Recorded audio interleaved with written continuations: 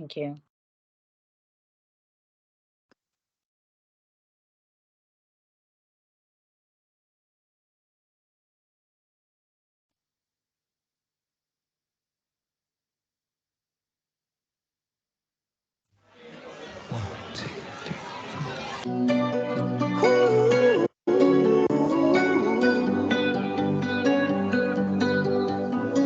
Every time you come around, you know I can't say no. Every time the sun goes down, I let you take control. I can feel the paradise before my world implodes. And tonight had something wonderful.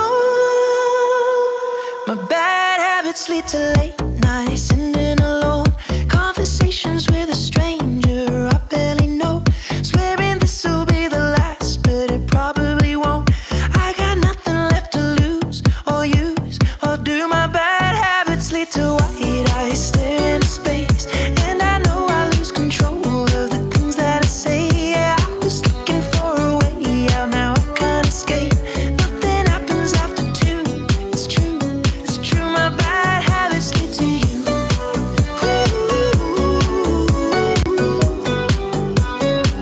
My bad habits lead to you.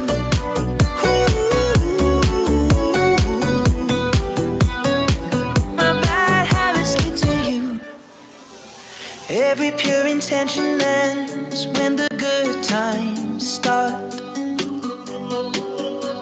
Falling over everything to reach the first time spark. It started on the neon lights and then it all got dark. I only know how to go too far. My bad habits lead to late nights, sitting alone, conversations with a stranger I barely know, swearing this will be the last, but it probably won't. I got nothing left to lose or use or do. My bad habits lead to white eyes staring into space, and I know I lose control of the things that I say. Yeah, I was looking for a way out, now I can't escape. Nothing happens after two. It's true, it's true. My bad habits lead to you.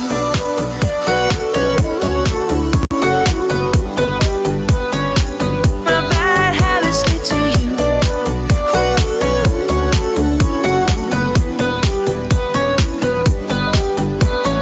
We took the long way round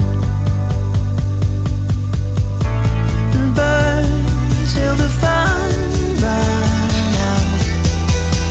Now my bad habits lead to late nights, sitting alone, conversations with a stranger I barely know, swearing this will be the last, but it probably won't. I got nothing left to lose or use or do. My bad habits lead to white eyes staring into space, and I know I lose control of the things that I say. Yeah, I was looking for a way out, now I can't escape. Nothing happens after two. It's true, it's true. My bad habits lead to you.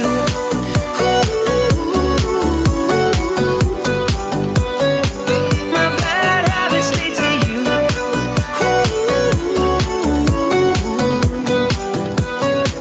My bad habits lead to you.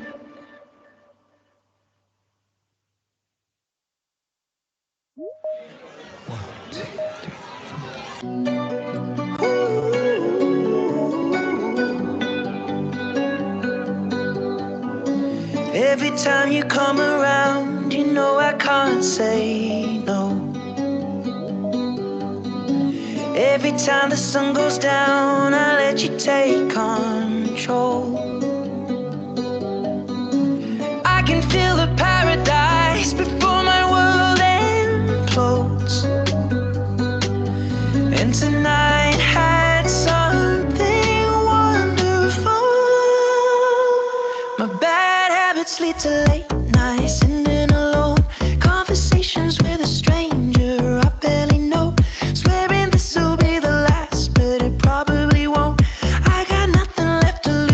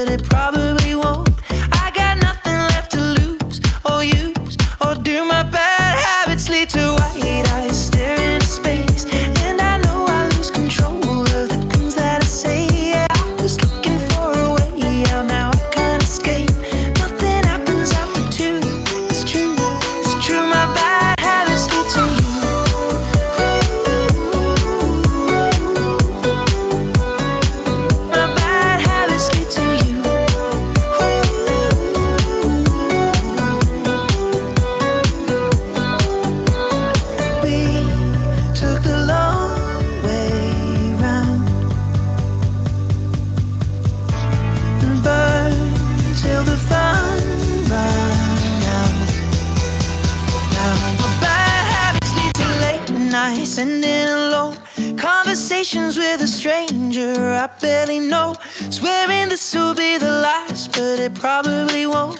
I got nothing left to lose or use, or do my bad habits lead to white eyes staring into space? And I know I lose control of the things that I say. Yeah, I was looking for a way out, now I can't escape. Nothing happens after two. It's true, my bad habits lead to you.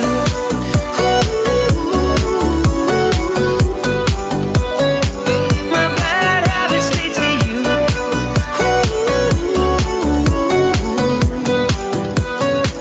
My bad habits lead to you.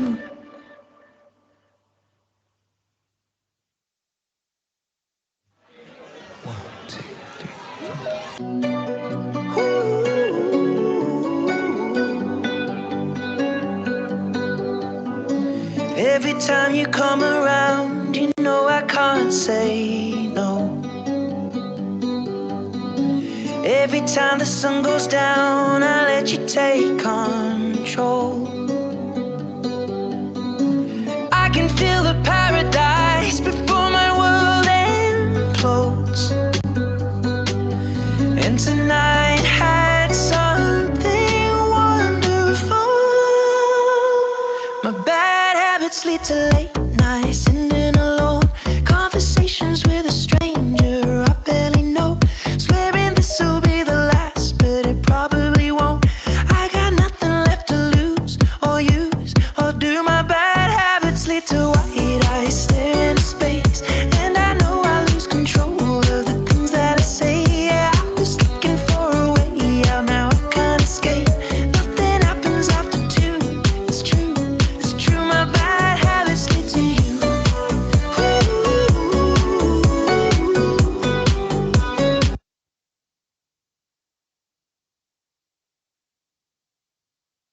Good afternoon, colleagues, or dear valued SAICE members, as your emails from us usually say. Colleagues, clients, ladies and gentlemen, welcome to today's ethical webinar. My name is Ntabeleng Linzwane. I am the head of marketing and PR at SAICE National Office, and I'm honored to be your host for tonight's thought-provoking and important discussion. In a world where technological advancements and societal changes are constantly challenging our moral compass, exploring ethics is essential for guiding our actions and decision making. And ethics forms the cornerstone of longevity within our industry. And it helps us navigate complex dilemmas, and it also shapes our interactions with one another and with the world around us as well. So as we gather here this afternoon, our aim is to foster a deeper understanding of ethical considerations and their implications as well across the various domains within the built environment. For a long time, experts have grappled with these questions around ethics and offering various perspectives. And today we continue this legacy by bringing you experts that will engage in dialogue that promotes critical thinking and also the search for common ground.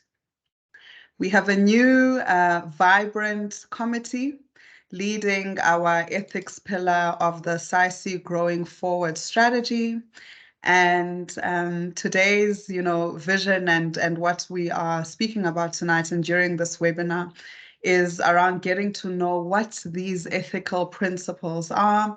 We'll be going through a case study a bit later, and we'll explore a range of perspectives and recommendations on how you as a SAICE member and as a colleague within the industry can practicalize ethical behavior in your own space. Our esteemed panel of speakers tonight comprises renowned experts within their various fields. It's the young and the young at heart as well. and they are excited to share insights and research and experiences as well. I see some of their videos already on, and I'll introduce them one at a time, starting with the ethics chairperson for 2023, Alison Gwen Evans. You can just wave, the people can see you. Takalani Nechipala is the deputy chairperson. You can see her as well. And you can move on, Sibo, to the next slide. We've got a very familiar face as well within SAICE. Vishal Lachman is a committee member within the ethics panel, and I'll introduce him a bit later as well. Hello, Vishal, and welcome back to our conversations. Stuart Gibson is also with us. Stuart is a committee member within the ethics committee as well. We have Mkize. I see you, Msa. You can just wave to the people. Msa is also a young member within SAICE and also a committee member within the ethics pillar. We've got Kheri Zaiman and then Setela Maheta, also a very familiar and well-respected face within SAICE. Welcome, Setela, and thank you for joining us tonight as well. You know, I think it's a good time maybe to encourage us all to actively participate and engage in the conversations. I'm going to ask you to ask questions, share your personal perspectives, engage with us in respectful discourse, of course, and you can do this by posting on the chat box throughout this session. As and when a question comes to mind, just put it in the chat, and at the end we'll give you also an opportunity to ask your questions verbally by enabling your mic if you so wish. So remember, the goal for tonight's webinar is not to impose a single ethical mindset or to provide definite answers. Instead, what we aim to do is to create an open and inclusive platform where we can explore ethical dilemmas, consider multiple viewpoints, and then collectively deepen our understanding of the complex ethical landscape that we face. Once again, I welcome you to this webinar. Our theme for tonight is exploring how SAICE members can co-create an ethical culture within the construction and civil engineering industry. And we thank you for joining us, indeed. So moving on now to the credo, which is the next segment. In 1996, Thabo Mbeki authored a renowned speech, which I still remember to this day. I was fortunate enough recently to be at a 81st celebration of his birthday, and they did go through the renowned speech, which he wrote in 1996, that's called "I Am an African." And likewise, SAICE is proud to have a credo of the African engineer. This credo was authored by the 109th SAICE president of 2011, Mr. Setela Maketa. So at this point, to get us started, I'd like to invite you, Setela, to take us through the credo. Thank you very much.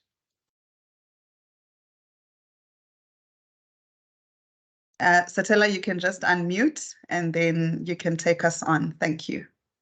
Thank you, Ntabeleng. I was battling to unmute. I'm not used to this.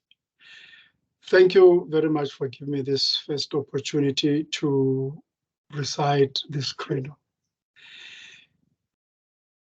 I am an engineer, and in my profession, I take deep pride.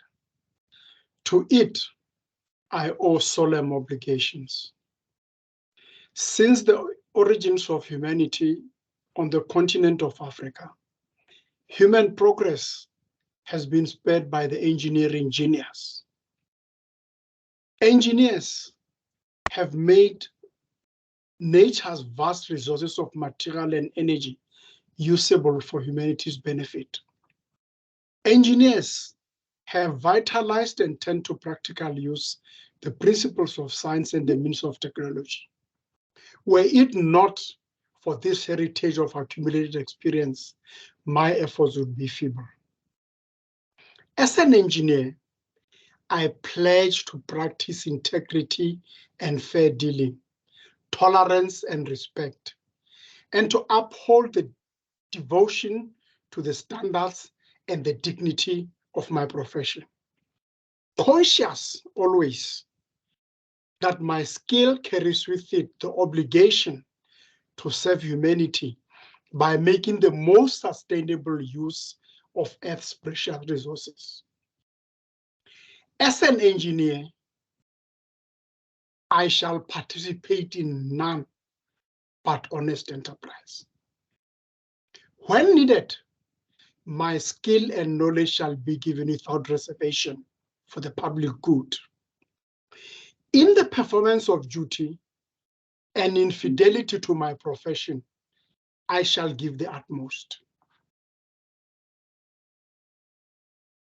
This credo, as has been explained, was introduced by myself as the president in 2011 to advocate for an ethical approach to service delivery and infrastructure creations.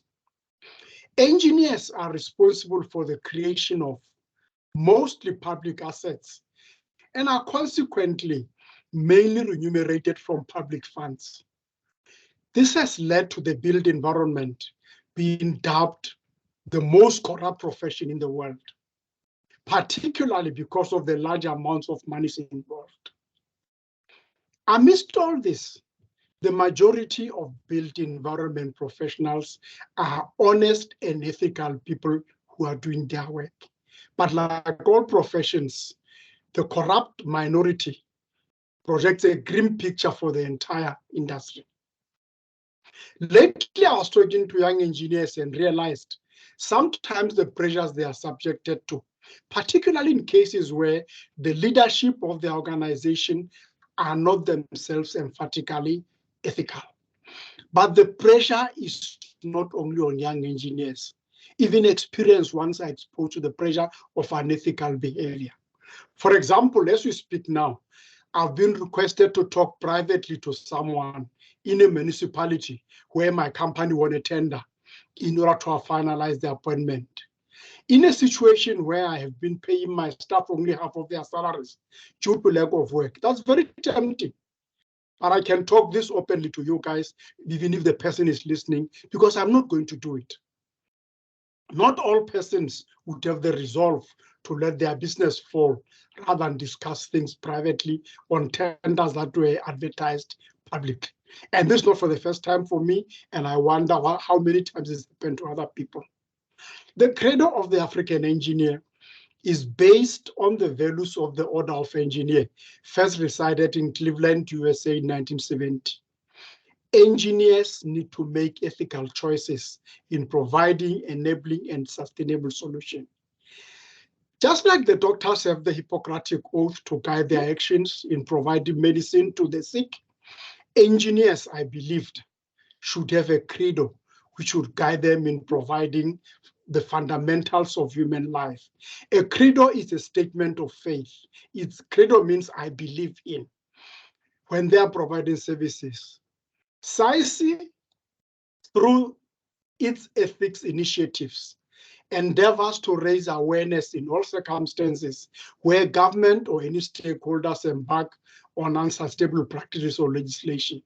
It also seeks to guide, in particular, young engineers to create a new breed of engineers who will be able to get rid of the stigma that we are the most corrupt profession in the world.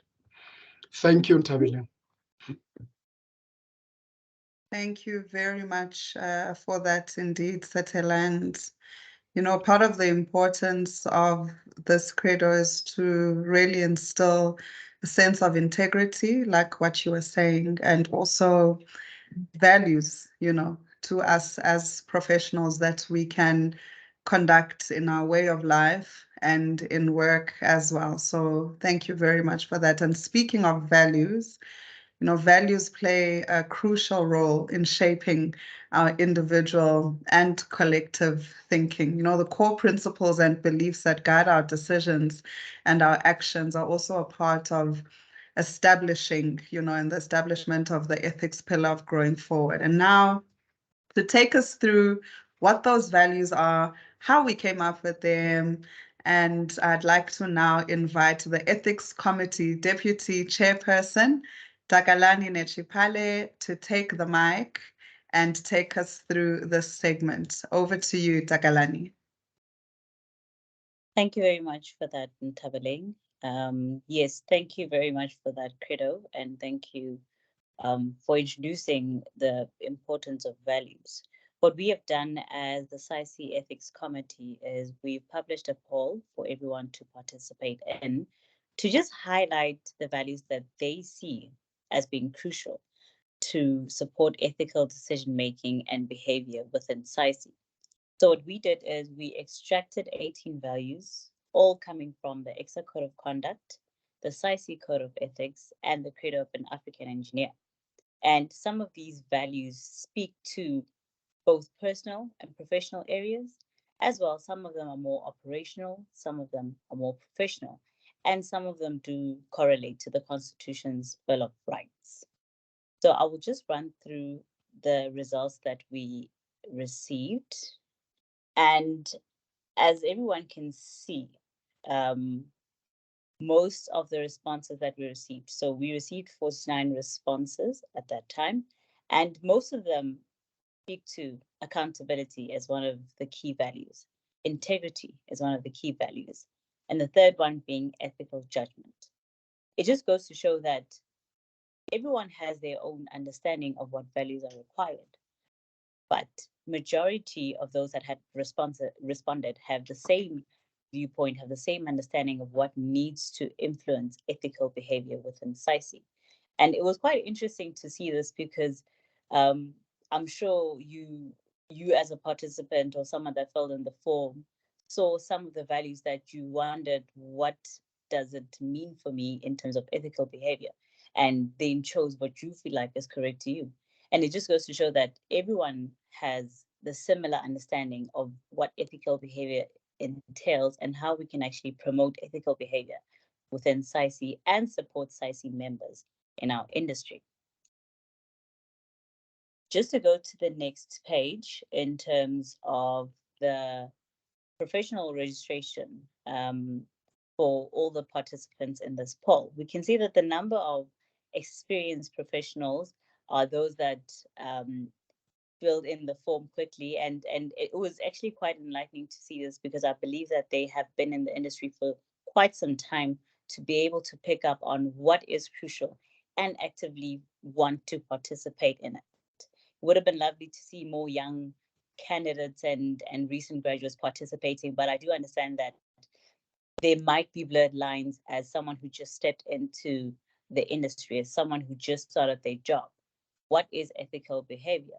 Do you know what the code of conduct is? Do you know what the code of ethics is? And you might not have a clear understanding, which a lot of us have grown to understand and experience throughout our careers. By the time you reach 50, 60 years in the engineering industry, you do understand what ethical behavior is, because at some point you need to be a professional, you need to be registered as a professional, and they do want you to be aligned to the code of ethics, the EXA code of conduct as well. So on that note, I want everyone to take the values that we had projected.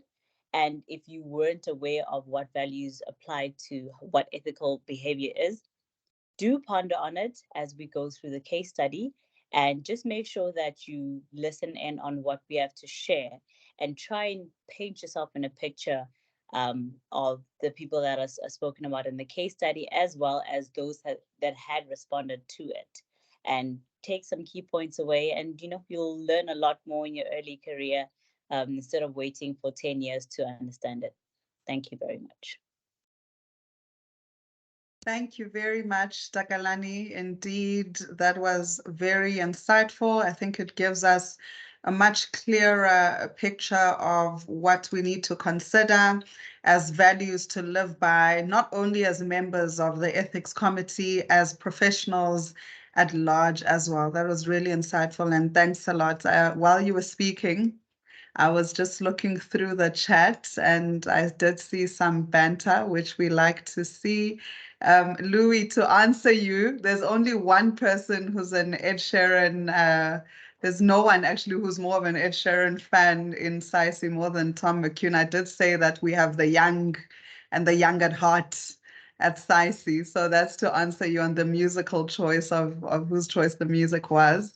And thank you, Paul, for kicking us off with the first question. It's noted. Colleagues, as we continue in the conversation, especially as we come into the case study, which is our next segment, I really encourage you to continue logging those questions in the chat box, and then we will cover those during the Q&A session towards the end. So for about the next 30 minutes or so, we're going to now be looking into a case study. We're going to look through the case study. After we go through what the case study is, I'm going to invite the ethics panel committee members and give them each 5 minutes feedback to just give us insights and considerations and recommendations as well based on the case study that we are going to go through. I'd like to now invite Msam Kize to now kick us off with the case study introduction. Msa, over to you. Thank you.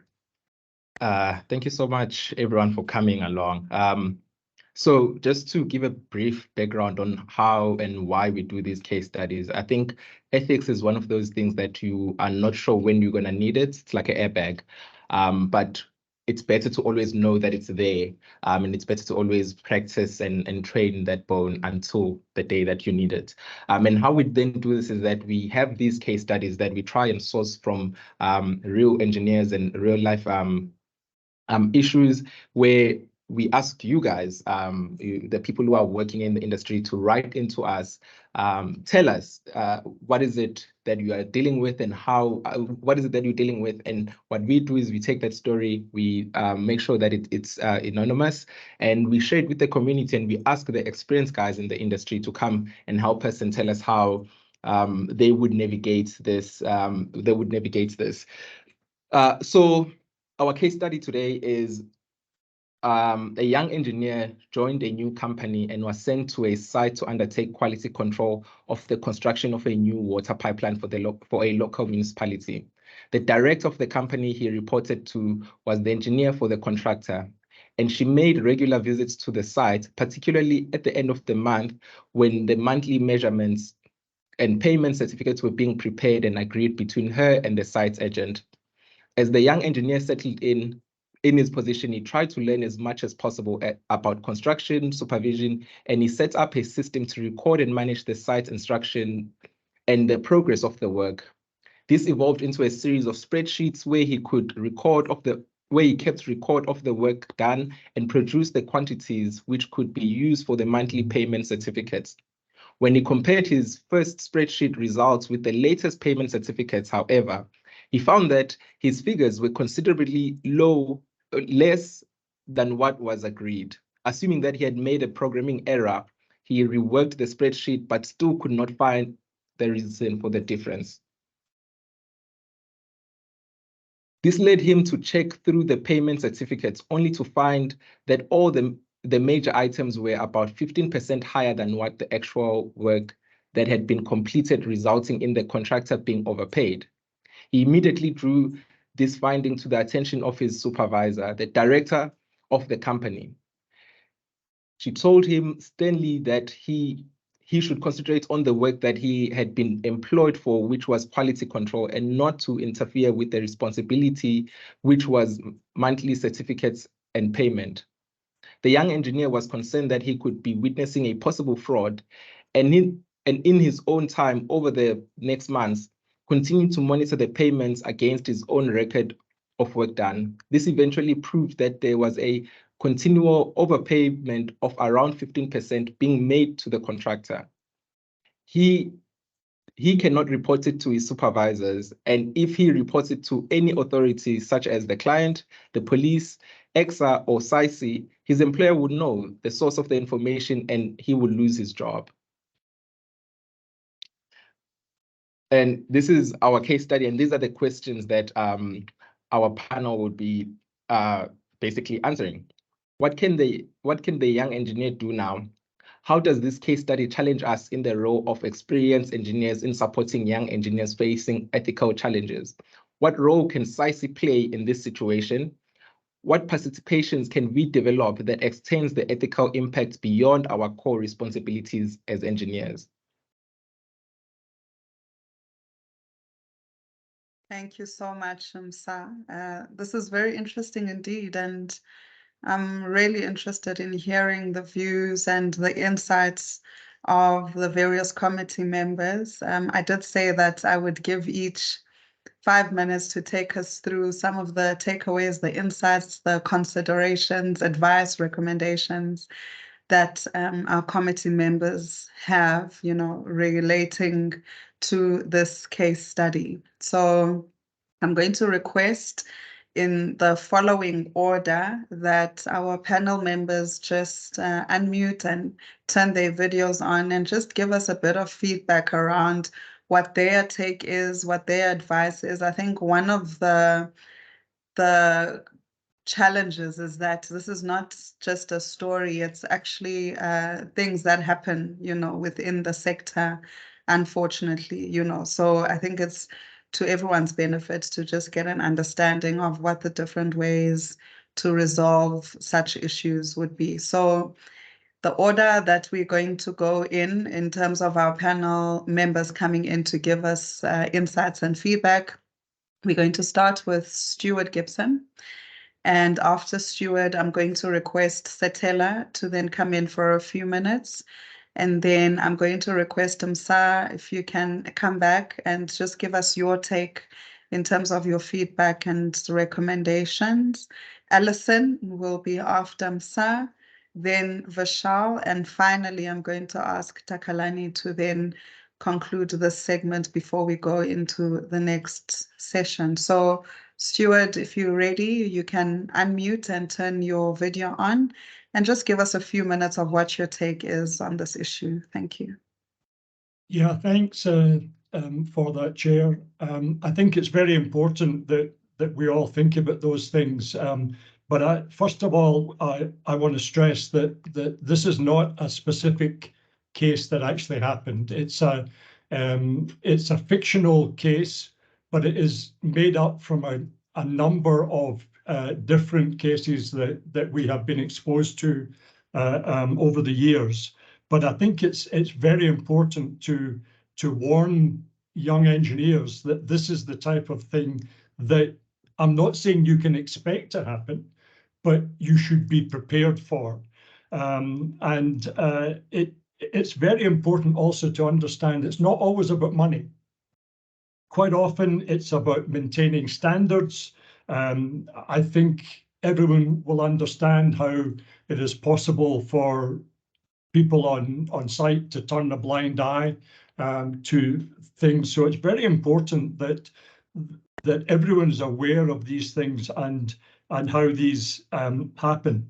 So I just want to ask everyone to think about it, to think about the contents of the case studies, to read the next ones. By the way, that case study has been published in the latest edition of Civil Engineering. So the printed copy is there. I'm sure you all have that copy. So please learn from it. Please take out from it what is relevant. And it's interesting to see the comments that are coming through on the chat already, where people are recognizing that type of situation that they have experienced. So from the ethics committee side, we just hope by exposing these ideas, and hopefully there will be more stories like that being published in the future, learn that I can't tell you what the answer is, despite my many years of experience. I guess the only answer is that particular person is working for the wrong company, but it's not easy to walk away from a job nowadays. So, Chair, I think that's all I want to say at this moment in time. Thank you very much, Stuart. And I think just to reiterate what you were speaking about, the case study is fictional, but like I see Lucky Ngobesa is saying in the chat, that unfortunately the content of this case study is common and documenting everything is always advised. I think I agree with that. Setela, do you want to come in for a few minutes and just give us a bit of insight on what your take is? Yes, I can't see myself. I hope I'm visible. Yes, we can see you and we can hear you perfectly. Thank you. Okay. Yeah, as I said in my introduction to the Credo, young engineers face this problem very often. And as Stuart said, it's very difficult sometimes to make a decision to leave a job. But what is said really about this is that if the management of a company is not ethical itself, it puts these young people in a difficult situation in the sense that they are developing right from scratch in an unethical manner. So by the time they are old and they are experienced engineers, their experience includes unethical behavior. And therefore, it becomes difficult for them. It's almost a self-promoting thing.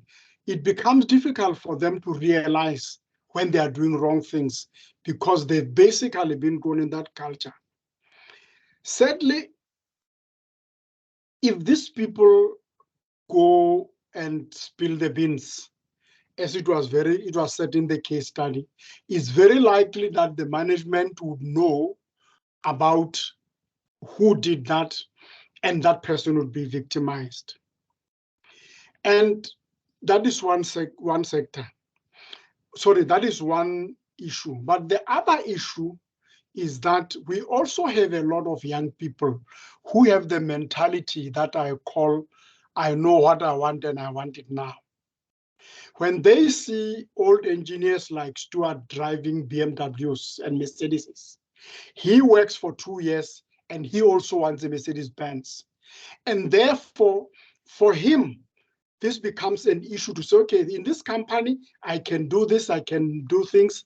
And then they start doing those things. And ultimately, they also become that because they are saying, I want my Mercedes now, I want my house now, I want this now.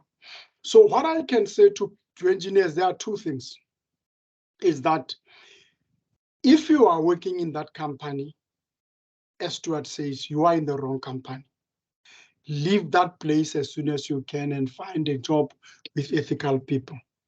Number two, as an engineer, you will ultimately get what all the old engineers have. Do not expect to have everything in 1 year. That way, you will be able to keep your ethics. Thank you, Ntabile. Wow. Before you go, Satela, I think that was really interesting. And I want to actually pick your brain before we move on to Msa. You're someone who has been in the industry for many years. I did a little bit of reading on you and I saw you've been a member of SAICE since the 80s, which is before some of our time, you know. And so we really value your insights, you know, as a member of SAICE for this long. What is the value of delayed gratification? You know, I heard you speaking about this instant gratification of you want to come in, do one job and buy your Range Rover and your mansion and live the good life.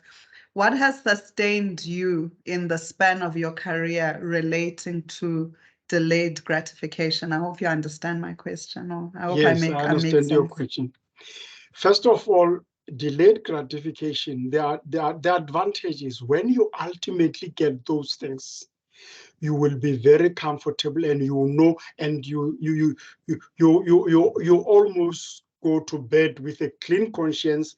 And that's very important in your life, that you can actually point your house and say, every single brick on that house I worked for. Young people don't understand that because they want everything. But that gratification, by when you get to the ages of 40, 50, and then you start realizing that I've gone so far, I've achieved so much in life. I mean, then you go back and you realize, yes, it was worth it. And I'm saying to the engineers that young people, many of the young people who do this instant gratification, it doesn't last long.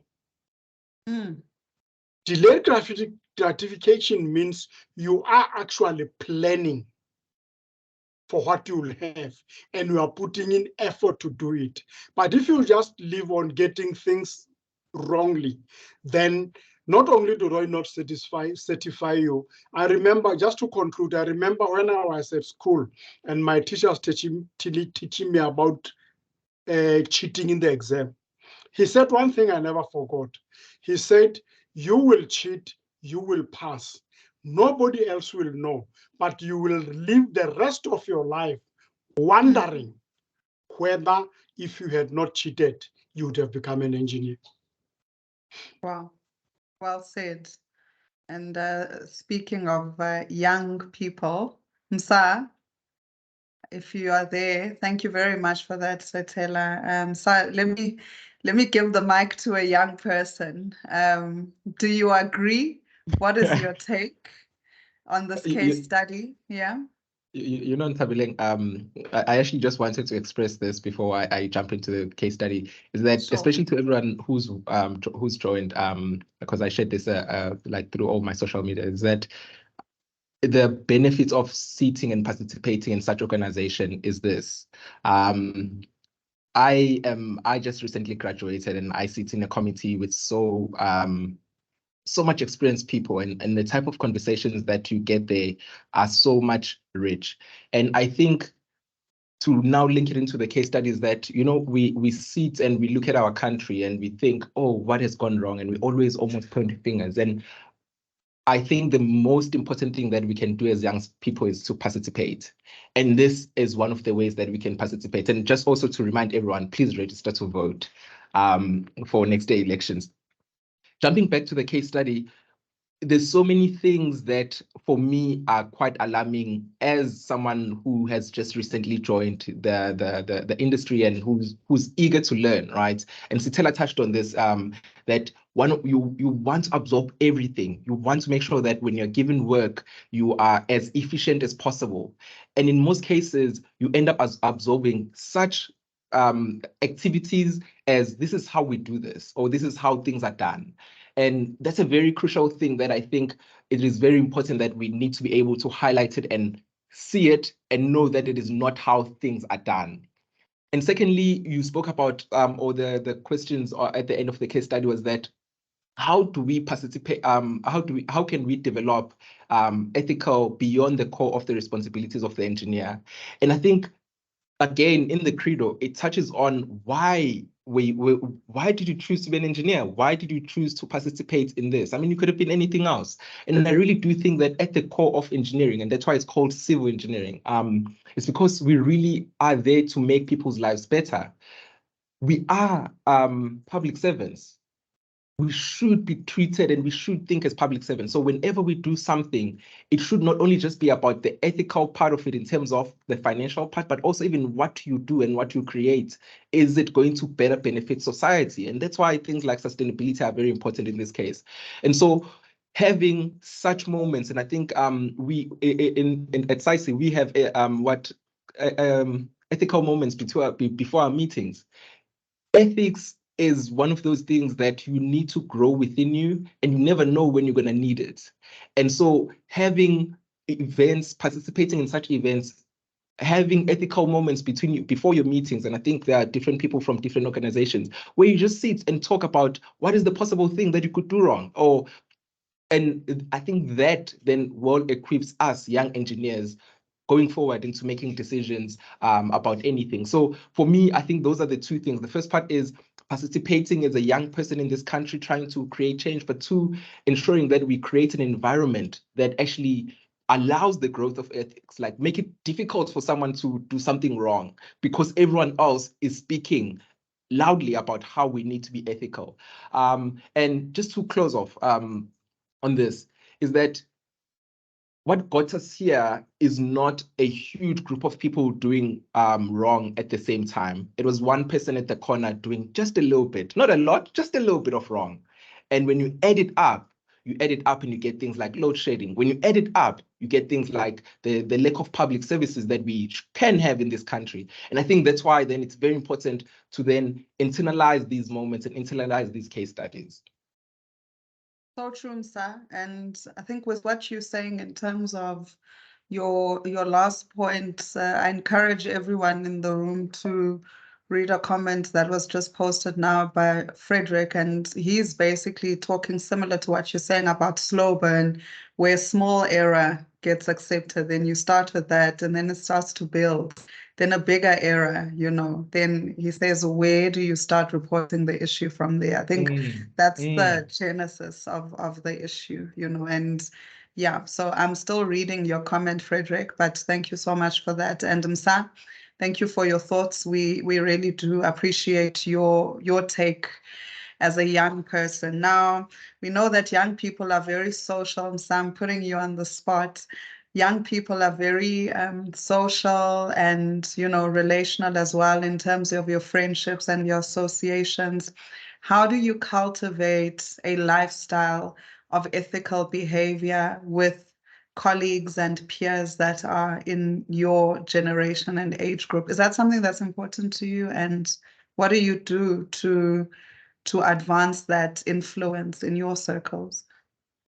This is such a good question because my colleagues are on the call. So now I can't lie and say, oh, this is what I do. And then they're like, oh, we've never heard you say that. But for me, I think it's always grounding ourselves. And I think we speak about this in the team, especially before we do a project, is understanding why we're doing the project. I think most of the time we get easily caught up in the hamster wheel of wanting to submit the project so that, we can get to the end.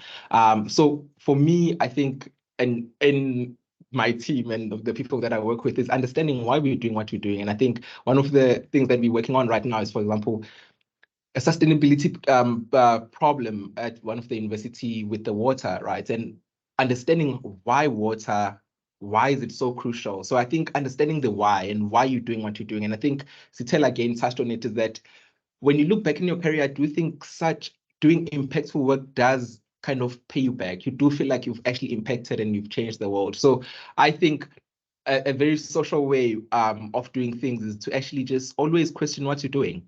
Always ask the why. Why are we doing this? I mean, honestly, we could be sleeping. It's raining in Cape Town, but why are we here? Like, why are we participating in this webinar? And I think that helps you in terms of making then the decision of, are you going to participate? Or when you're faced with an ethical issue, are you going to then, for example, buckle under the pressure? Or are you going to remove yourself from that situation? So important. Thank you so much, Sir. It speaks to what Sutella was speaking about in the beginning about plan to last. It's about thinking. Think beyond what you're signing today. Think beyond what you're doing today. What is the impact, bigger than just you as an individual? What's the consequence of what you're doing? So insightful. Thank you very much for your thoughts, Sam. I see in the chat, Lee, we joined by the medical profession as well. We're very excited to have you in the conversation tonight. Welcome to you, Lee Randall. There's a book recommendation from VIT. The book is called Engineering Ethics for Southern Africa. That would be an interesting one to actually take a look at and see the contents of. Thank you, Lee, for that contribution.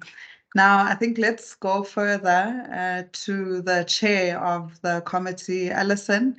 If you are ready, you can give us your take and inputs on the case study and the conversation, basically, as well. Thank you. Hi there all. Yes, so it's been very good to hear my colleagues and just the way we're progressing. And I just want to say to everyone, today is about co-creating or thinking about how to co-create an ethical culture. And that's just a reminder that it's not something that happens without us. It's something that requires the contribution of each one of us. And I've been the chair for getting on for a year of this organization. It started before me, and it's been amazing just to see the way that people come together. There's a sense of purpose, a sense of urgency about what is required in terms of ethical action. And so today we're looking at this. We're looking at this in terms of a case study. And when I thought I'd like my contribution. I'd like to start off looking at, that the case study we were looking at. It's a young engineer coming into a new situation, doing their job well, coming up with a problem, coming up with a dilemma. And that kind of sense of acting and experiencing a dilemma is something that each one of us will have encountered.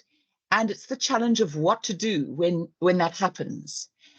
Who to turn to. We see in the case study, they turn to their boss. They turn first of all to their immediate line of command. And I think that is really tremendously important, that you expect your organization to be practicing ethically and give them a chance to respond ethically.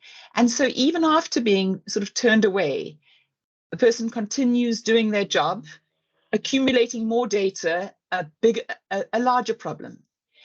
And what was interesting for us as a group is that when we started off building this scenario, it was very much, we started off with the idea that the challenge was for the young engineer.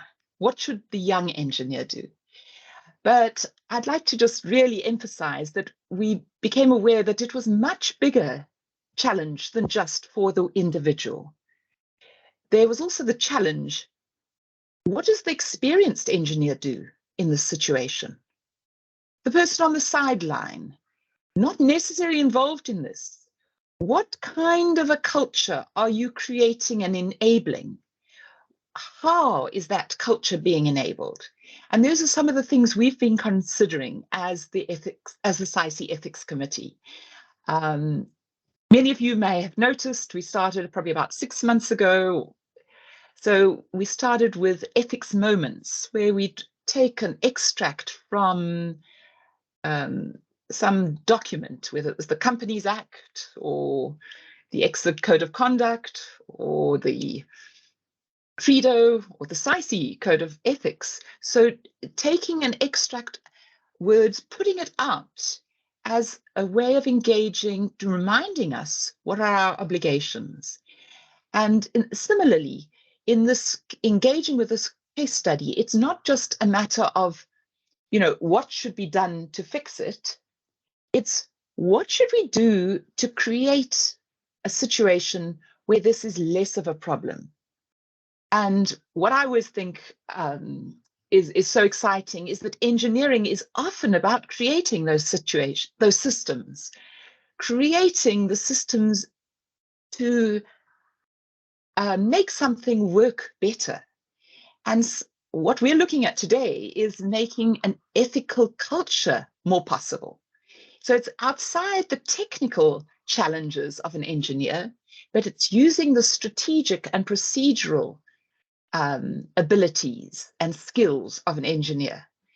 And so for me, it's really exciting that engineers are applying, recognizing the challenges beyond just our own individual experience, seeing that what is being put in place in the engineering profession is maybe not working well enough, and that there's a challenge to work beyond that and put things in place both for the profession and perhaps that can be effective even beyond the profession. So it's been good to hear my colleagues' comments, some of the issues that have been raised. And here, for me, there's really value in this webinar not being just an individual guest speaker,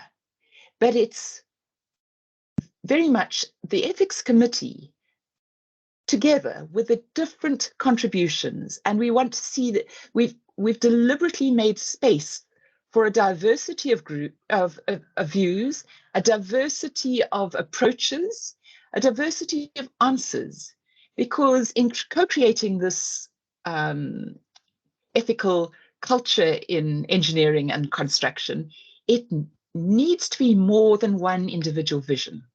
It's going to need the contributions from others who are different from us. And I think for me, what's going to be important is that we're going to need to recognize the contributions of one another. The contributions of the outspoken youth. What do we do with that? Do we shut them down, or do we create a place for them? Do we create a space? And do we get ourselves into action to respond to some of those challenges? It's going to be, the younger people looking carefully at who can guide them, who's prepared to give guidance, who's available, what sort of guidance is that, and giving credit. So it's giving credit for the contributions of a variety of stakeholders, a variety of players in this industry. So yeah, I'd intended to start off, I think I got a bit sidetracked there, but also just wanting to connect again with that little bit of, with the issue of the values. So for us, it's important that this was contributed by the values. We put up there 18 values, very different ones, deliberately wanting to say what's going on and, you know, getting everyone to think, what are our values? Because sometimes these values are explicit, but other times they are implicit. But it's those values that drive us, and they affect our choices. They affect our judgment, they affect our decision making, and they affect our action. And putting values, to me, I teach at the university. I teach professional communication and ethics, and it's making visible a discourse which inspires others to act into this ethical space, to speak into this ethical space. So I'm hoping and that it's beyond. A discourse is not an individual's voice. It's what a community does together. And the SAICE community is that. And we're glad that the boundaries are beyond the SAICE community. We've invited and hope that there's quite a few students and various people, because the culture of ethical action and decision making needs to be beyond narrow boundaries. I think I'm going to stop there, but yeah, look forward to the discussion later. Yeah, thank you so much for that, Alison. And just to say, you said something about the collective, and it's very true to say no man is an island. You can't really create this kind of culture and, you know, re-socializing of how we think alone. But it also takes someone to champion it.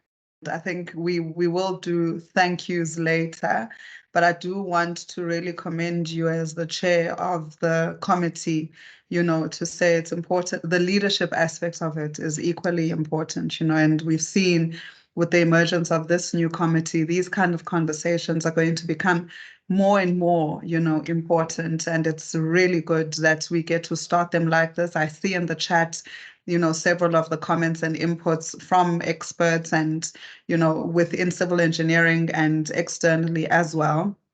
And yeah, thank you so much for those insightful comments and that feedback. Vishal, I think let me give you the mic. You will still do a roundup of a summary of the case study, but I think I'd just like to get your take personally from, you know, this case study, your inputs, your insights on the case study itself, and the conversation in general that we're having around an ethical redesign in terms of our mindset. Do you want to take us through a few minutes of your thoughts as well? Thanks, Ntabeleng. I trust you can hear me. We can hear you well, and we can see you. Thank you. Yeah, I'll split my contributions in two parts. One is a comment around what we are talking about and why ethics is important. Second thing is related to the case study, which is a little bit more granular. So I'll do that part as part 2. As it pertains to ethics, and part of the reason why I'm part of this conversation and part of the committee is to assist with making a change.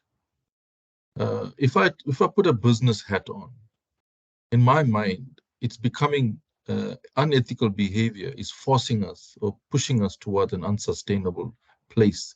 I think in many regards, we are already unsustainable. So for me, ethics is a thing that guides us. It guides us to tell the truth, what we believe the truth is, to keep promises, because we haven't really spoken about what is really ethics about. We talk about it, but we may all have different ideas of what ethics actually is. And it's not a tangible concept that one could put numbers or even words to. Hence, we find some problems even defining it. But it also allows us to help someone in need. Now, if you look at our constitution, which Takalani had a short mention of, the preamble has an imperative to fix some of the wrongs of the past. We would have seen that it's clearly the premise upon which much of the various clauses in the Constitution are written. And that is, in my mind, what is going to help us shift to a place of sustainability. If we progress what we intended to progress as part of the Constitution. So if we have an unethical or ethical compass pointing towards sustainability of life, it helps us to make a positive impact. So this may be 2 contributions from what is unethical behaviors. You know, when you look at knowledge, and I'd like to weave the idea of knowledge, because SAICE is also a learned organization. And if you look at knowledge or consider the concept of knowledge, how it transitions from one generation to another, we learn a lot from our ancestors. I mean, a lot of the literature is written by people that have already learned the concept, and they make it available to us in form of literature. So when we read and we learn, we are actually using the knowledge of our ancestors to some extent. Maybe not have passed on, but previously learned individuals. And when we start to not appreciate that, we're actually showing disrespect to those that have put this literature together, those that are talking about sustainability, those that are working so hard to fix and keep this earth sustainable. And here we are going against that. Unethical behaviors basically say that, you know, we are disrespecting our previous generations.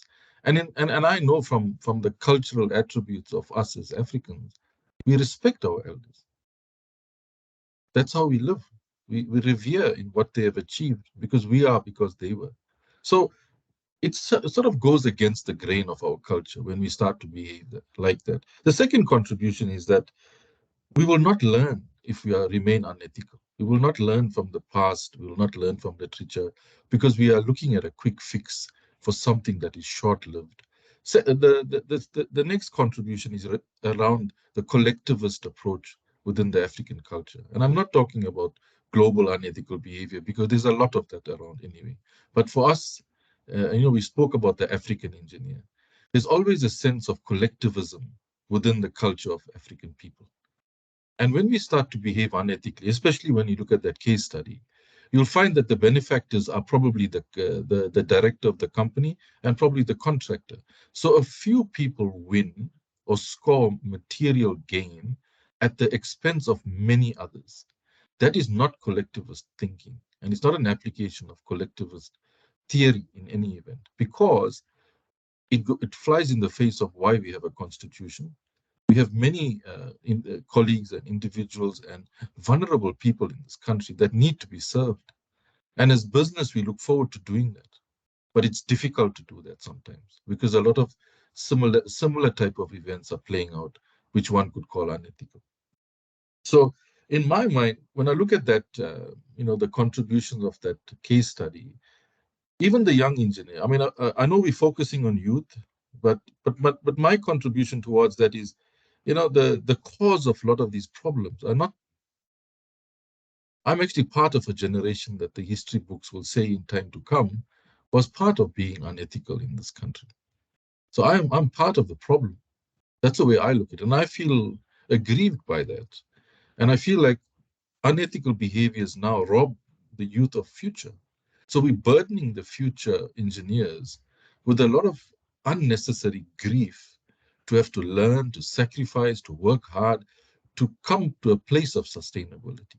So we're not helping youth, in my opinion, and that perhaps is showing in the youth unemployment figures that we are facing right now. As it pertains to the case study, the young engineer is also unethical because he could see to some extent that there's something wrong, but chose to observe this happening over a period of time. And there isn't any clear indication that he did anything about it. So the options remain, and that again goes back to the moral compass of someone in terms of what they believe in. Uh, and if I use just one anecdotal comment, it's becoming so bad, and from my experience, that if he has to actually speak up, even to authorities, he could be physically harmed. So it's not about a slap on the wrist anymore. Unethical behaviors, extortion. I can go back to the mafias that we call, that are sort of ruling the site that we are working on. Those things are making people afraid, which is a new level of unethical consequences. In the past, we thought the law, the legal fraternity will help resolve it, but it's not that anymore. The security services are not there anymore. We are actually very exposed in many cases, having worked on sites, to these site extortionists, and we are absolutely having to fend for ourselves. So there isn't that backup that we used to have or think we have that would help us. So this situation of ethics, and I think it's good to have this conversation at this time, is helping us to think how and realize how urgent it is and how fast we need to work towards a sustainable state and a sustainable sector, which in my mind helps a lot towards being a sustainable government, and work towards it with great urgency. So I'll leave it there. I think I took my 5 minutes. Thanks, Intabile. Thanks, Vishal. And again, I'm going to call on you to come back shortly to just give us an overall summary and a wrap up of the case study that we've just discussed. But I think there's a lot of issues that you bring up, and I'd like to also pick your brain towards the question and answer session.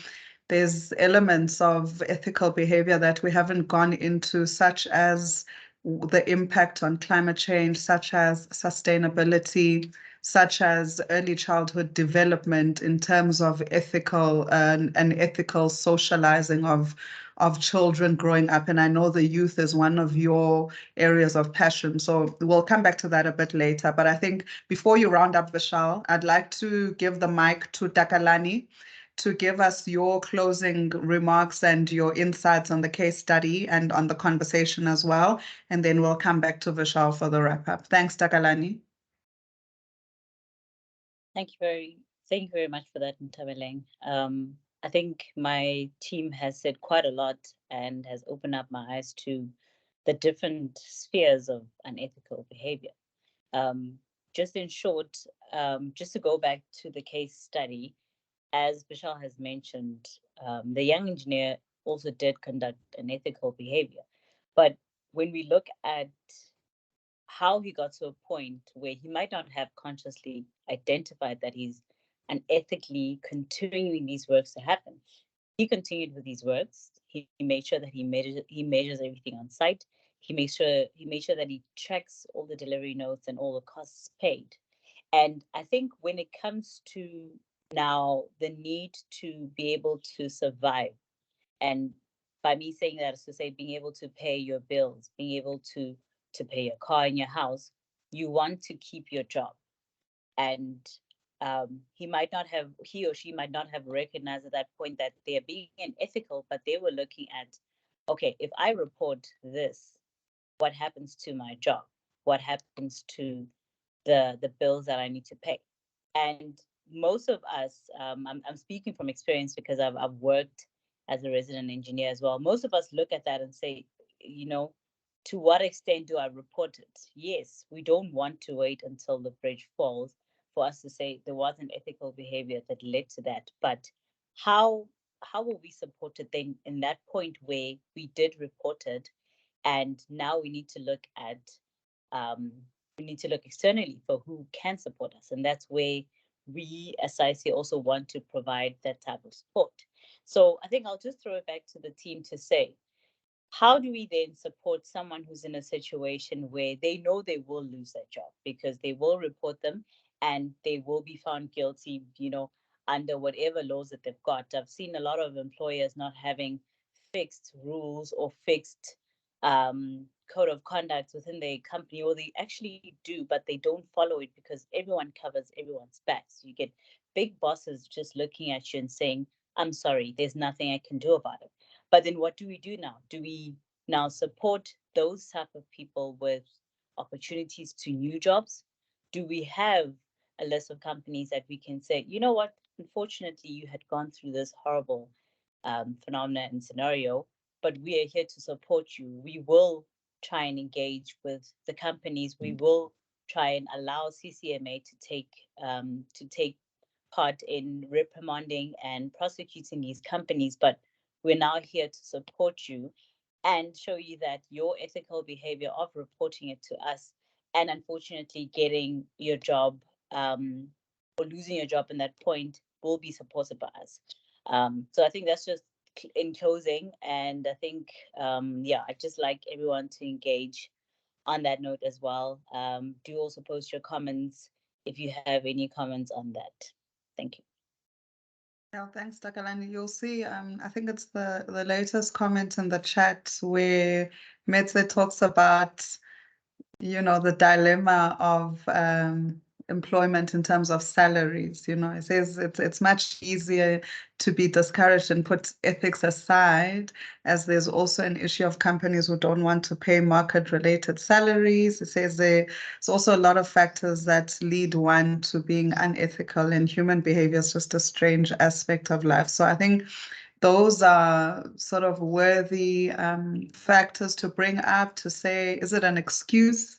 Is it something that is there another way to consider it? Is there, how do we deal, with our moral campus and our ethical, behavior in that sense, and then also considering the areas of life that we can't really run away from, such as remuneration and those kind of factors. But let's wait for the Q&A, and I'll pick the brain of the committee and the panel members to just give us thoughts on that as well. Thank you, Takalani. To close off this segment, Vishal, I'd like to give the mic back to you just to do a wrap up and, if you will, a summary of the case study, of just the insights of the where to, the so what and the where to from here. What happens now, and how do we sort of start to think differently from here on out? Yeah. Thanks, Intabale. I think it starts on the point where we left off with Takalani. You're speaking about an ethical dilemma. It's difficult to be ethical because of the consequences of being ethical. In other words, the support structure, the legal system, police, call it what you want. So compliance and the lack thereof is already an unethical issue if we are even to go there. So the fact that we remain exposed by trying to call out unethical behavior it shows that it's a systemic issue. It's a pathology of the system that we are currently in. So having discrete interventions such as supporting an engineer, helping to go to CCMA, it may be too granular, because I think the system and because we pushed unethical behavior for such a long time, it has now exposed us from a sustainability point of view. So they go hand in hand. That is why we don't have another job to go for, if you know what I'm saying. Because the GDP growth has been influenced by unethical behavior for the last decade and a half. That is why I think, in my mind, both are going hand in hand. So it's a double whammy, if not triple, if not quadruple, depending on how many constructs we are having. So that is why ethics is such an important thing. And I'm not convinced adding compliance will fix the problem, because We've added compliance through the King Commission, etc., and see where it has got us. We have the most overspend against malfeasance right now than we've ever had before. Yet we've got the most amount of laws and rules and guidelines and technology at our disposal, and it seems to be getting worse. So whether compliance helps, I do not know, and I'm not convinced that it will be, but a systemic approach will be something where we need to shift culture. We need to shift purpose of why we are here doing what we are doing. And this case study shows that it is within the built environment. In other words, a contractor with a supplier and an engineer, it's all us, I would call it, the construction sector. So that is where a starting point could be.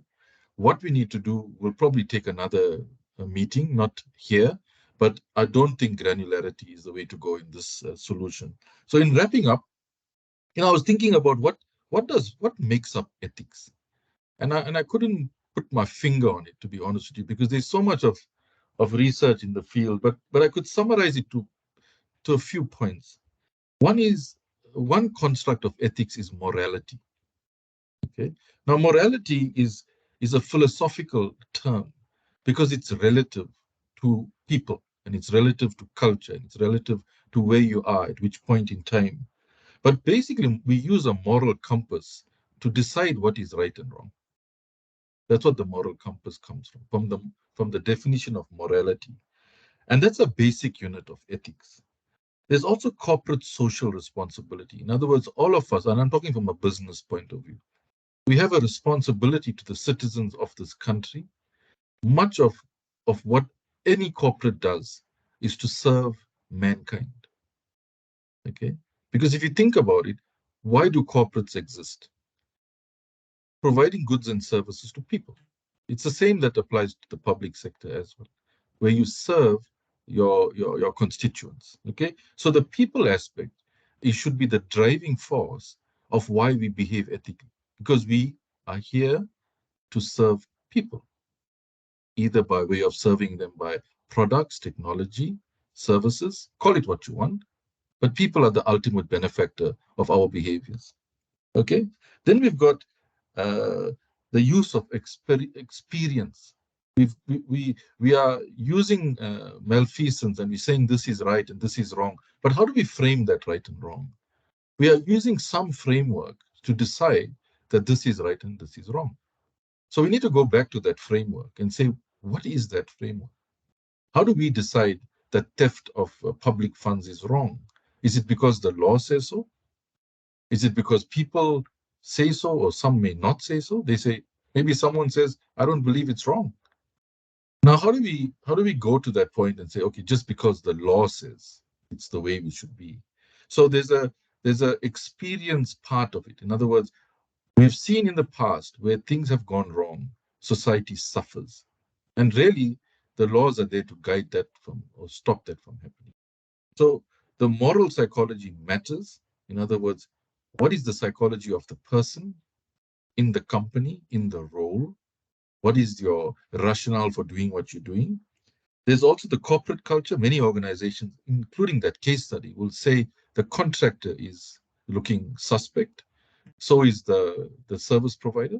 So we can see now that both corporates have an ethical issue within their structures. It could be systemic within the organization, but there's an element of reflection that all corporates need to have to say, are we really ethical in what we are doing?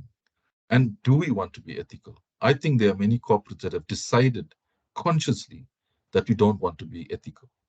Financial gain matters the most. And that's a choice that has been made. Now, how do we fix that at a systemic level and say corporates need to stop doing that, because the game ends very suddenly if we carry on down that road? Obedience to authority, that came up in there. Do you run to your manager? And the motivation for why we're doing what we're doing. And there's also the interaction of society, business, and the law. The nexus of these three have to function. And currently, I don't believe they are. Because we have parties within society, within business, that are not intending to comply with the law. They've consciously, as I said, intentionally defying it. Okay? So in that case, the legal system has to work, and we are so easily seeing that it's not working. Okay, so that's another component of a systemic issue. Does the legal system, those that need to protect us, is it working? And I argue that it may not be working as effectively as we would like it to be. So in wrapping up, I'm not going to name the people that said what was said, but I'll just go through some of the key points of our webinar. So leadership matters. In other words, to behave ethically. Leaders have to be ethical and lead by example, then others can follow. It's difficult to lead upwards for the ethical issue, like the young engineer. Leading upward doesn't work when the system is not ethical. Um, Greed, in my opinion, drives a lot of malfeasance, although malfeasance is not the full construct of ethics. It's a big part for us in South Africa. We talk a lot about it. We talk about corruption, etc. That is hindering growth. That is hurting our industry. And then how do we work around that and get that to start working? Maybe we need to reflect on whether we need to be as greedy as we are ordinarily, appearing to be. We spoke about Stuart. I think he spoke about conflicting issues relevant to the case. I think that conflict is something that we can look at exploring further. How do we unlock and detangle the conflict? So that could be an issue so that it will allow some freedom of movement in the ethical conversation.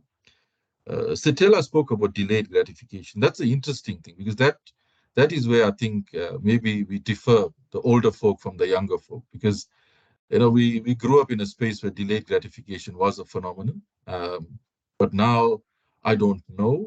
I think technology has a lot to play in that, making things very easy, very fast available. I mean, if you remember, the McDonald's business case was to give you a burger in 30 seconds. I mean, for many of us, we will never be able to do that in our home. So to be able to access food fast, to access information very fast, makes you almost want everything fast. Now, when you want something fast and you are now wired to want things quickly, it could be playing out in this space. It could be a factor contributing to why delayed gratification is conflicting with that thinking. And that might be something that we could work on as well, in terms of how do we deal with the mixing of this two phenomena. I come from a place where things happen slower, right or wrong, and things happen a lot faster now. So I also have respect for the fact that we want things faster and we can't wait a long time. And there's other issues pushing us to want to be sustainable as well. So urgencies and the time factor is another concept I think worth exploring and explaining it out, because these are attributes now that help us move the ethical conversation to a better place. Purpose of why we are engineers was spoken about. Appreciation and the value for our contributions is not as high as one would think it should be. Mzaa talked about eminence, broadly speaking, young people to participate in ethical conversations, participate in the dialogue. I think it's very, very important that it's done, because from that point of view, we can have awareness at least. If anything, we can at least be aware of what is happening. And the last part of my contributions in closing off is, when you start to talk ethics in a more strategic sense, you're starting to talk about longevity. Alison, you spoke about co-creating an ethical culture. Each one plays a role, so there's a reflective process that needs to happen with all of us. And I suppose I'm talking to the converted. Maybe it's the ones that are not on the call that need to do this, but it's reflecting against your own value system in terms of why you think it's important to be ethical or not, and then question that and do some kind of critical analysis on why you think it's maybe important to not be ethical. So we can justify various things in different ways, but I think it's important to perhaps have conversations around that. And that could help, because a webinar like this is one that is exposing such concepts. Who do you turn to? That's getting more to the granularity of the discussion. I think SAICE can offer some level of support and guidance.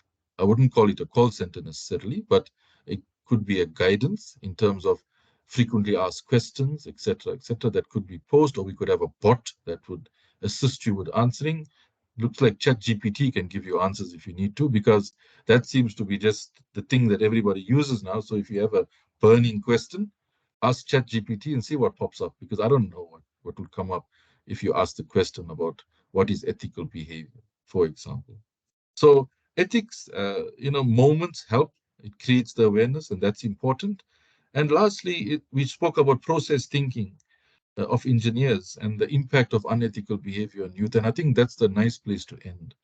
Because if we don't fix unethical behavior now, I really fear for my kids, I really fear for the young engineers, because the effort that will be placed on them, maybe I should use the word burden, will be tremendous.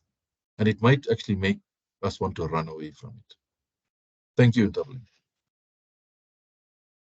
Thank you very much, Vishal. And if you can stay on for me, I think you've given us a lot to think about. And there's a lot also in the chat that goes sort of in line with the discussion that we're having tonight. I'd like all of our panelists to please turn your videos on. And we are now going to go into the Q&A segment, where we are just going to field a few questions that have come up in the chat. We're going to do it in two ways. The one is that we are going to answer some of the questions that have been put in the chat.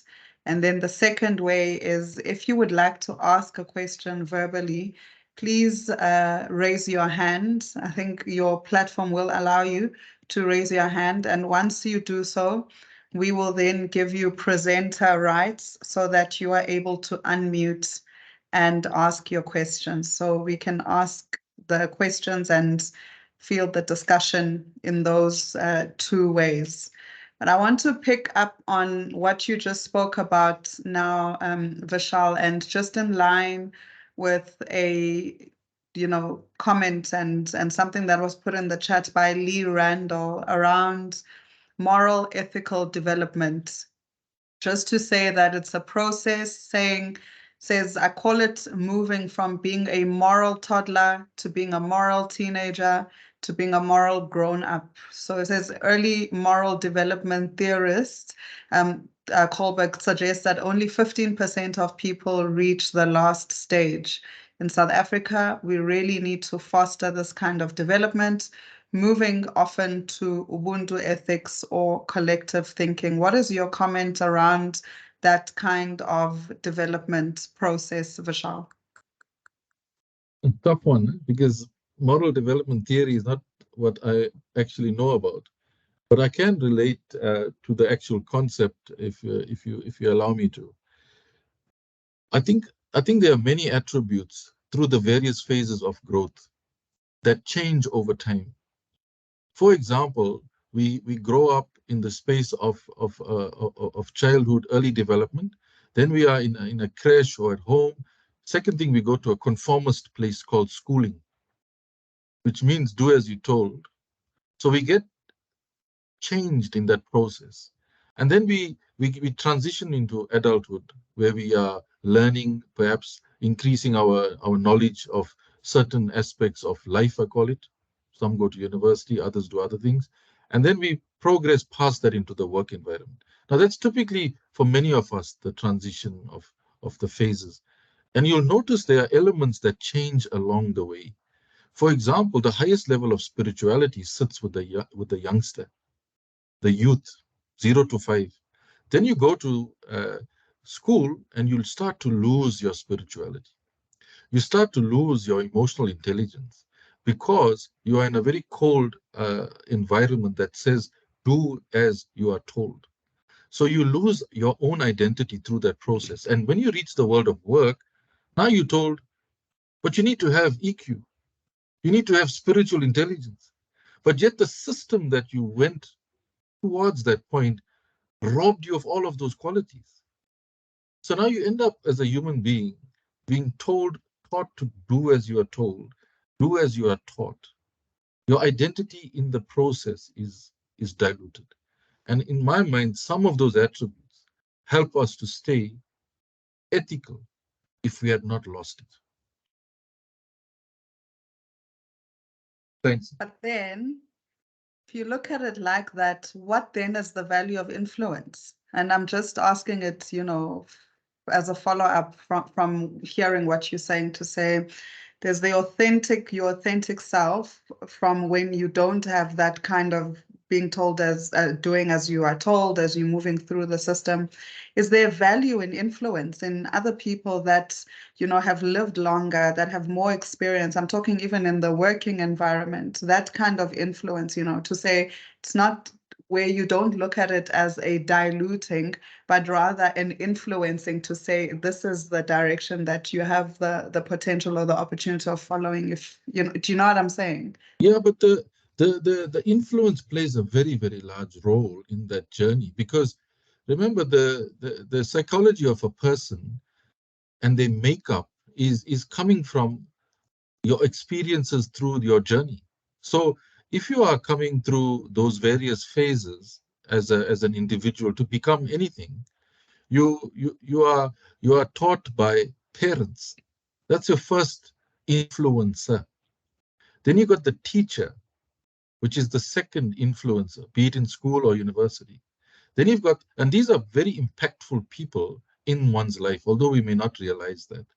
And the third one, they say, is your church or your temple or your place of worship. That's where the third biggest influence comes.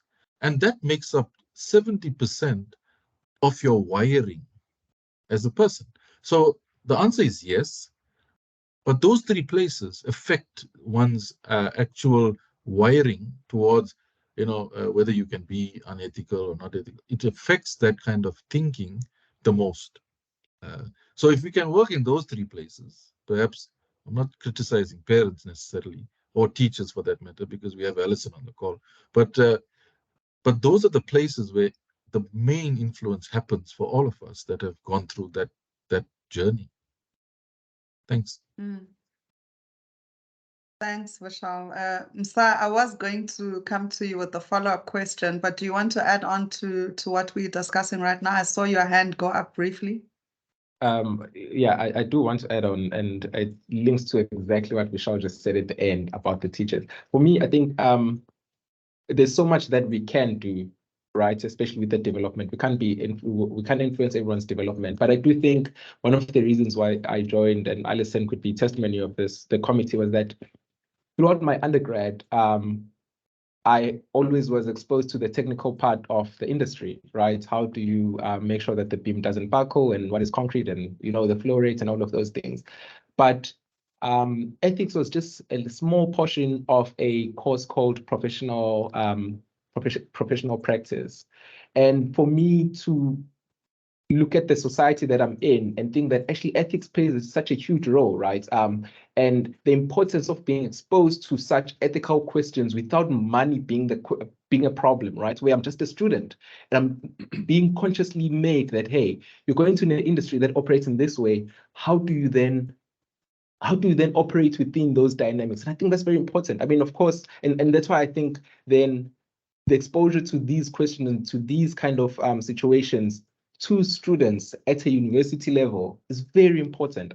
For me, I think that we can't catch them, of course, while they're in preschool and everything. Maybe we could do something about that, but I do think as we can see the evidence in terms of the service delivery, load shedding, and all these other things. Yeah, I'll put Alison on the spot, so she has to now reply. Over to you, Alison. Thank you, Mza. Yes. Well, I know that in our preparations, I prepared a slide, which I found a useful way of looking at ethics. And I think perhaps we debated whether it needed to be included. And I think maybe, yes, it should be shared at this stage. I'm not sure if I should try it. My computer actually says my camera's been disabled, so I'm a little bit nervous. If it is possible to share that slide, it's just looking at how we can approach ethics. And we had some questions about, well, we've had some discussion about, what is that? And for me, what I've looked at, I've been so excited about the students who've come through into that fourth year, heading into their professional experience. And yes, so for me, it's very much a thing. It's the knowledge, the theory, and it's balancing that with a sense of identity. But that theory, we've talked about it, isn't just what's in books written many, many years ago. And Vishal, what you were saying is a lot of the theory, a lot of the knowledge that we bring to ethics is inherited in community or in our home lives, in our schools, and we need to be proud of that and to make it visible. And I think the concept of Ubuntu, of being a person to one another, is something that we shouldn't lose sight of. And engineering is often looked at as a technical industry, but no, it's people as well. And that sense of being a person, considering, public funds for people. What is our role? How much do we have? How much are we able to gain when it is public funds for the use of people? What proportion is fair? What is just? And we bring those values, fairness, justice, even those are values which are more than individual honesty and integrity. And if we can speak those concepts out, I think it can be very powerful. And then the image that I put here with a triangle, the sense of theory, action, and identity. And I think Sitela has spoken so beautifully to that identity. Who are we? Who are we recognizing one another to be? And this is partly, a professional thing. Is it just the skills and the technical knowledge, or is it the moral values that you bring as part of who you are in an employment practice? It's beyond just compliance to what's expected. You're expected to bring more. And many people do bring that more, but maybe it's not often appreciated. It's not often made visible. And that's something that can be done in a work environment, to highlight those values, the positive values, to highlight the positive contributions beyond just the compliance. Of course, we need to be compliant, but we also need that extra.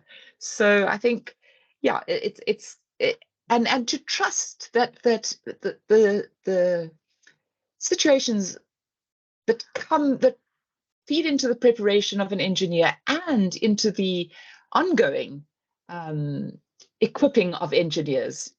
I think there's CPD credits associated with being part of a webinar like this, that there's an obligation, a responsibility to equip yourselves there. So I think, there's so many angles, there's so many people involved, there's so much. I'm excited to hear the questions coming from the floor. I'm hoping people are going to bear, because we didn't want to be just us speaking. We wanted to make space for the voices from the audience. So looking forward to seeing those hands. There's quite a bit being said. And I think going back to education, I mean, one of the things that Frederick Slabbert said in the chat is just around webinars specifically geared to our student members. And I think a follow-up for me to you, Alison and Msai, is, are we doing enough, at that level? And what should we be doing? I know the Growing Forward pillars cater for students, so support our students as a pillar. We also have SAICE STAR, which is the promotion of STEM-related subjects at a school level. But just in terms of educating around ethical behavior? Are we doing enough in the school system at a high school level, at a primary school level, at a university level? In Tambalang, I think we must recognize that as engineers, engineering personnel, not just engineers, we're actually being ethical all the time because we're applying the correct design standards. We're applying the correct processes. The challenge is every so often there comes to be a conflict between what we in the engineering side see as being correct and proper and what someone else sees should happen. So I think we must congratulate ourselves that there is a huge amount of ethical behavior within the engineering profession, and that's why we've got well-designed roads, well-designed bridges, well-designed structures. But it's the one or two or maybe 100 little incidents that do cause problems. If I think back over my career, I can probably count 2 or 3 negative ethical issues that I experienced. I understand things have got a lot worse since then, please, but we have to learn to manage those particular incidents, and that's the challenge that we have. Interesting, Stuart, because I see in the chat in terms of the experiences that the professionals are facing within the sector, you know, there's quite a lot that's happening in terms of the barriers to entry and, you know, just even the risk to life and to livelihood. You know, I see an account there towards the top of our comment section talking about, you know, some interaction that the member had and, you know, brown envelopes not having been paid, their life being in danger. Further, they go on, you know, to elaborate as well around the impact of that on their livelihoods as well. So I think you're correct in saying from a technical perspective, you may look at it like that. Mike, and I think what I was basically wondering and asking about is to say, should we be doing more from a formal educational perspective at a school level, at a university level, in order to formalize the study of ethics in those spheres? And I open the floor, Stuart, to you or to Alison or to Msa to just give clarity on that. Taylor had a hand up.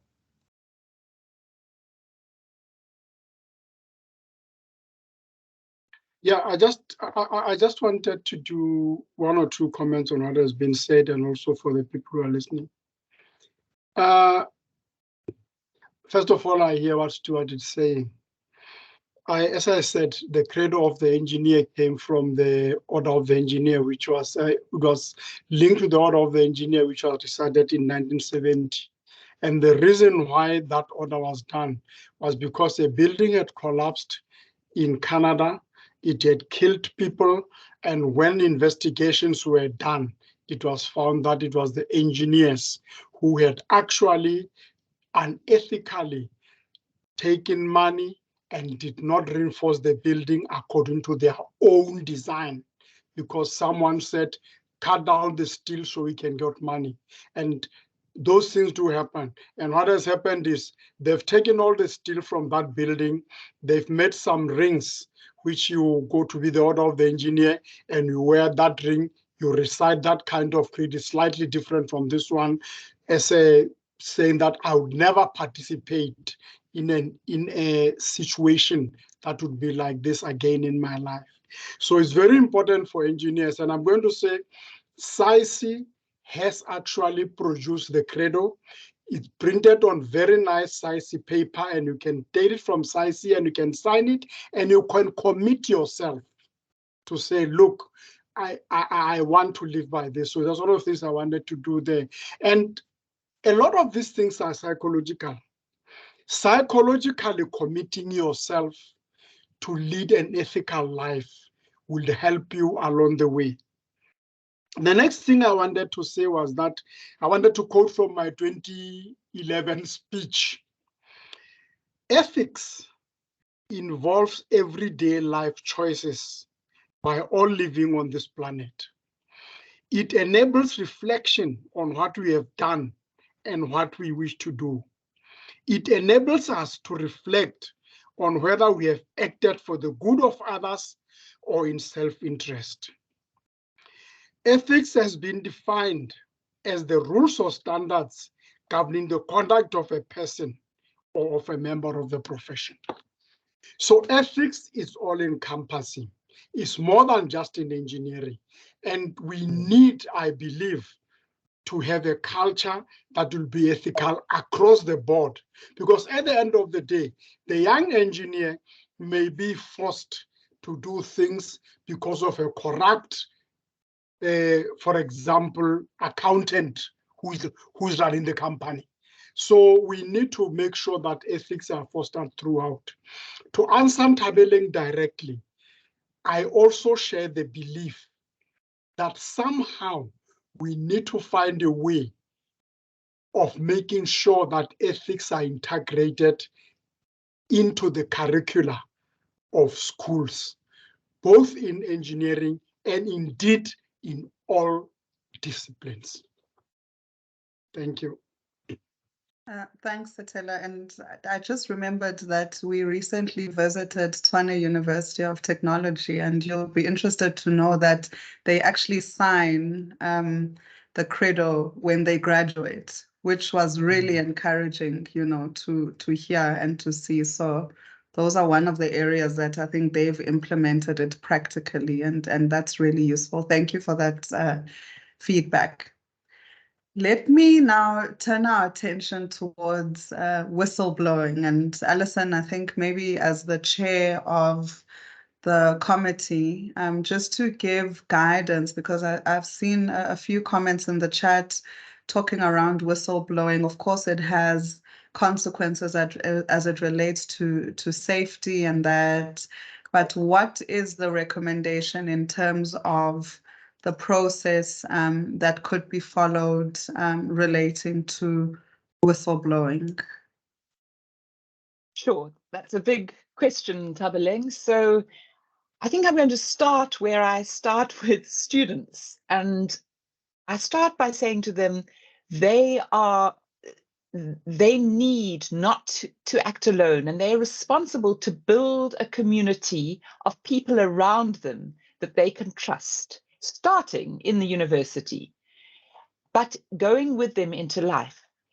And I think if that's the case, that if you're moving with people that you know are accountable to specific values, such as transparency, integrity, ethics, you're going to have a sounding board when things get tough.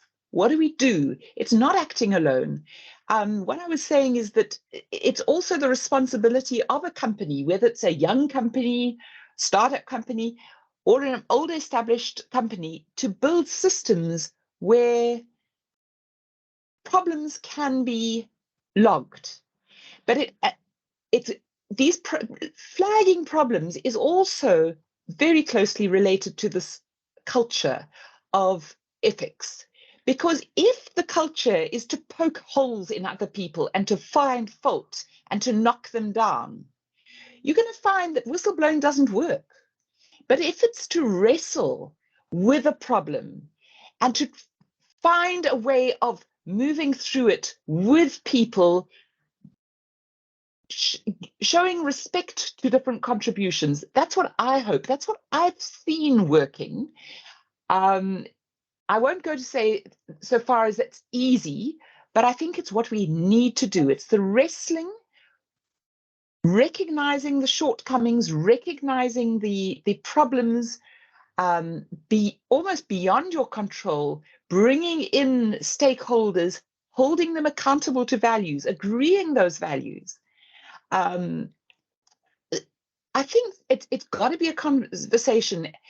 Whistleblowing can work in sort of in controlled environments, it can be very dangerous if it's not seated in a culture of accountability and responsiveness. If you don't know your superiors are going to be responsive to your complaints, it can put you hugely at risk. So I'm not saying you must whistleblow. I'm saying as engineers, build the systems which are accountable. If you're working with government, make sure those accountable systems are in place. If you're being offered bribes, make sure that's flagged. If this is going to happen, what do we do? So that it's becomes things which are talked about. Not, oh dear, never expected it to happen. We know it's going to happen. What's been put in place? If it's going to be security outside the firms are going to be, or if they're going to be consultants or people beyond your firm, what has been put in place to bring those conversations into the program, what you're actually expecting to happen, because we know it's going to be a problem. We can't pretend it's not there. So I think in the past it was easier to rely on calling in police, etc. It's not so easy. It needs to be, but we have seen wonderful, successful programs where communities involved. How are we going to do that? And it needs to, the successes need to be profiled. There's a lot of so whistleblowing, yes, we need to do this, but not in a way which puts people at risk. But what have we done to ensure that those systems are anonymous? What have we, and that's why we're offering as the SAICE Ethics Committee to try and flag. We haven't always been, we haven't ourselves put enough in practice. So you're going to have to bear with us to build something more substantial. We've had one or two of our members offered to talk people through. I'm a really positive person. I think you can find things. Sometimes it needs braveness. I was going to speak to the difference between what's required in terms of doing one's job and showing leadership. And I think this afternoon we've seen some wonderful examples of leadership being demonstrated. Sitela, I want to honor what you've put in place over the years. I think it's an example of leadership. Stuart, you've really driven this case study thing. It's an example of leadership. Thank you. Vishal, even though you've drawn attention to some of the challenges, you're also walking through these difficult things and showing leadership. And we, Mza, as a young person, Sakalani, as young people, you're showing leadership. We need to be working together on this. So I'm shifting you away from the whistleblowing. I believe we do need to have whistleblowing, but I believe that it's got to be so much within the culture, and you need to know when you use it that you can trust it. You can't say, oh, it's a lucky dip, oh, I'm whistleblowing, and it's got to be respectfully done. It's got to be, you've got to work with a team that you know are responsible and going to hear you, and you've also got to be not knocking someone, whistleblowing in order to get the contract yourself. If we're going to have people doing that, we're shooting ourselves in the foot. Whistleblowing's got to be for the benefit of the engineering community, not for our own benefit. And often we hide what's for our own benefit in the processes, the way we use processes. So we need to be accountable there. We need to be, transparency is a word. I had a student say, oh, I think we can have too much transparency. I'd love to ask you, Sitelo, do you think we can have too much transparency? Is that a problem? Or is it the problem that we're not prepared to be seen, to be examined? And I think this is, sometimes we hide things, and that's, as companies, you hide things because you want to be successful. And we've got to hold it. Yeah, to me, it's holding people accountable, showing that integrity, seeing the best in others, and yet holding them accountable. So I think we have to show leadership there. And it's everybody's duty to respect and hold accountable. If we can do that, we respect your contribution, but you're accountable to show those numbers, to show that your adherence to policy. I think we might begin to get somewhere. That's my take. I know that's not the final word, but hope it answered it enough. No, thank you, Alison. And I think the important message is to say we're building and we are evolving. And that's why the committee is here, you know, to start to put get those discussions in place and to have the dialogue is the beginning. It's the first part of the process. I think speaking about youth, we've said quite a bit about youth, and I want to hear the youth perspective from you, Takalani, and just, you know, youth unemployment is a real issue, especially when you look at the brown envelope phenomenon. It is really tempting, like one of the members said in the chat. And my question to you, Takalani, is how important is it for youth, you know, for individuals to take responsibility for their actions? Thank you for that question. It's very important, and I think it goes back to what Satella has said about delayed gratification, because we sit with our friends and our former classmates and we compare what we have and what we can get. And the word around town is, but you can always get more in different ways. And that's not what us as engineers should be pursuing. So I think engaging with our peers as the youth, even at a university stage, as well as 2-3 years down the line, just discussing delayed gratification to say, I worked so hard for this and I got it. And I was able to purchase this at a later stage.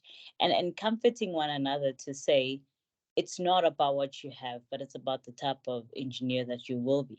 And that's something that I stand by, to say, you know, even amongst all the different types of opportunities that could have possibly come my way, at the end of the day, if I want to stand in front of the youth, you know, 2 generations below me or 2 days below me one day, and to say, I got this far through my hard efforts, I don't want to have someone pointing out all the mistakes that I've done to get to where I am. Because I want to show the youth that if you work hard at it, you can earn it. And doing it ethically so makes it quite important to have that demeanor. You're not scared, you're not looking over your shoulder, you're not worried that someone might kill you for doing the right thing. And unfortunately, it is true that people do get killed and they lose their jobs for doing the right things. But the truth of the matter is, most of those that are doing unethical things are more scared of the truth coming to light than the actual person that's bringing it to the plate. So we have a community that is in union to say, but we need to bring it to light so that we all see, so that we understand how to deal with it and how to improve how we operate and how we work as engineers, and now build that generational solution to the unethical behaviors that have been happening. I think that's quite crucial for us as the youth. Thank you. Yeah, and that's very true, Takalani, and thank you so much for those inputs. Time has flown. I did get the 5-minute mark, and we're sitting at 3 minutes to 6. We will be done shortly, and my apologies in advance if there's any questions that we did not get to answer. Please do field those questions to ethics@saice.org.za, and we'll be more than happy to engage you after this session. Before I hand over to Alison to give us a vote of thanks, I do want to ask one last question in about a minute, Vishal. That was directed at you. And I think if you can just, I'll ask the question and then you can answer the question. As soon as you answer the question, Alison, if you can come on and give us a vote of thanks before we conclude the proceedings for tonight. I saw. I read the Okay, sorry. question, Tabaling, so it's okay. There's two questions, but there's the first one. Did you read the about bureaucracy? Yes, I read that. Ah, okay. So you can just give us the answer. I was going to say before you give us the answer and we do and Alison takes us through the vote of thanks to close the session. I want to say thank you from my side and just to leave you with a quote by Jimmy Butler I saw earlier today that says, "What you do matters, but why you do it matters even more." So I wanted to leave you with that. Vishal, you've read the question. You can give us your response, and then Alison, you can give us your vote of thanks from there. Thank you. I think I agree with the fact that bureaucracy and, well, bureaucrats and technocrats are separated these days. How do we close the gap? I saw the Public Service Amendment Bill out. That's one opportunity to close the gap. Bureaucracy and, well, bureaucrats and technocrats work the best when there's a very good alignment between what is at the policy level and what is at the implementation level. Currently, the gap sits in the public sector and the private sector. Private sector is opportunistic to a large extent, and we can refrain from doing so. For example, the case study is one case in point. You don't have to do that. Okay, so if technocrats in that space can focus on technical, it would help a lot instead of focusing on bureaucracy. Now, we've got bureaucrats that are also not able to understand the technical nature of the work at hand. So that is a shortcoming. That's a gap that needs to be closed. The president even announced that public sector skills is questionable to deliver on the mandate of the National Development Plan and the revised NDP 2050. So I think that is known, and I can assume that to be a problem. So the bureaucracy currently, where it becomes compromised from a malfeasance point of view, is a different issue. That has to be fixed on the public service side, and capacity changes have to happen. Now, our laws protect a lot of people from many things. We have people that are suspended for years on end. We have people that are not suited for the posts that they hold, that they are in, and doing weird and wonderful things in that space. So the capacity of the public sector has to grow substantially, that will improve the bureaucracy and the implementation of the policies and guidelines that we have, and the respect for that. And the technocrats have to also behave ethically. We have engineers in our sector that are over-designing assets, and they know full well that they're doing that. We have engineers that are enticing bureaucrats to play the game and agreeing to malfeasance. We can stop that. We have technocrats that are unethical in saying that they can do work, but they can't. So you're bidding for work that you can't actually do, and that can stop. So the technocrats are also, in my mind, just as I would use the word guilty of being unethical, and the bureaucrats as well, but for different reasons. So you can see the work at hand that is required from both sides. Thanks. Thanks, Vishal. Thanks for your wisdom. Thanks for your challenges. Yeah, thank you, Tabaling, for, saying I'm giving the thanks. I'd actually understood that I was also just going to pull it all together very, very briefly. So I'm going to do that, but starting by thanking my team. And that's the panel. That's Sitela, Vishal, Stuart, and Tabaling, Takalani, Mzar, and the behind the scenes team, Tom, Hiri, and Tom does everything yes. else. Yeah. So and we can't do it without them. So, but it's also similar to getting things done. It's the visible and the invisible, and it's really important that those people in the background are well-intentioned, supportive, and ethical. If you're being supported by people who are self-interested, etc., it's going to go wrong. Yes. But we've got, to me, I wanted to end on a positive note that we have professional codes. Some of them are great. That we've got the SAICE Code of Ethics, we've got the EXA Code of Conduct, we've got the Credo of the African Engineer. Those are good starts. We've got our wonderful Constitution. We've got the Companies Act. We've got legislation to support us in some ways. We've got an active professional community that we need to involve and hold to account to acting ethically and to tussle with these challenges. And we're part of a wider national community who need to see the engineering community acting ethically, acting in the interest of the wider public, and prioritizing transformation and all sorts of things in a positive, transparent, and fair way. And our discourse is going to be important in this. So just really saying this is the start of a conversation. We hope we're going to be profiling positive stories where action has been taken and results have been seen. So it's an invitation. Please share your stories so that we can communicate those, inspire people to try new things. It's in this place of discomfort that innovation and a new way of seeing the ethical community acting effectively is going to take place. So we know it's uncomfortable at the moment, but we need a community and we need to act together.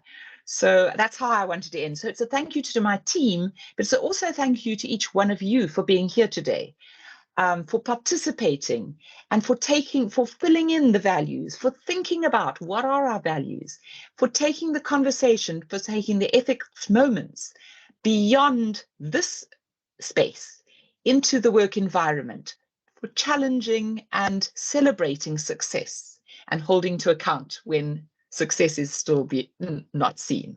So that's where I'm going to end. So thank you all. We'll see you at the next one. Thanks, Ntabaleng. Thank you.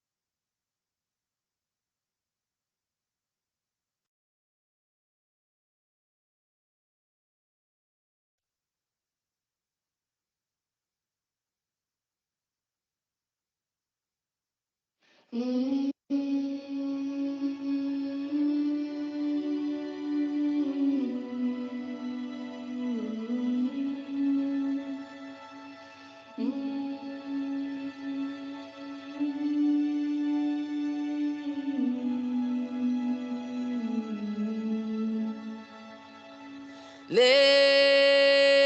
me up, hold me down, keep me close, safe and sound. Burning in a hopeless dream. Hold me when you go to sleep. Keep me in the warmth of your love when you depart. Keep me safe, safe and sound. Lift me up, hold me down, keep me close,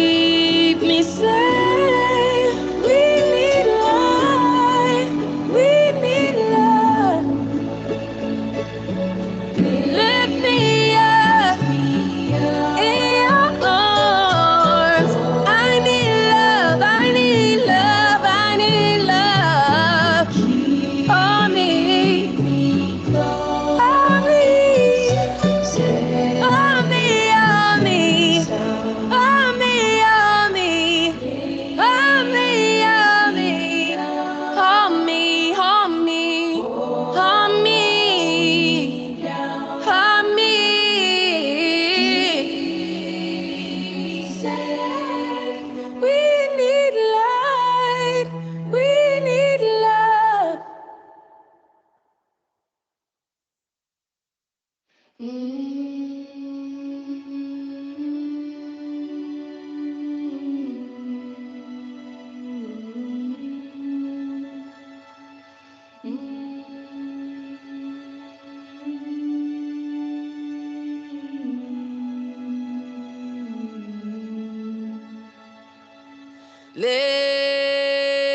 me up, hold me down, keep me close, safe and sound. Burning in a hopeless dream.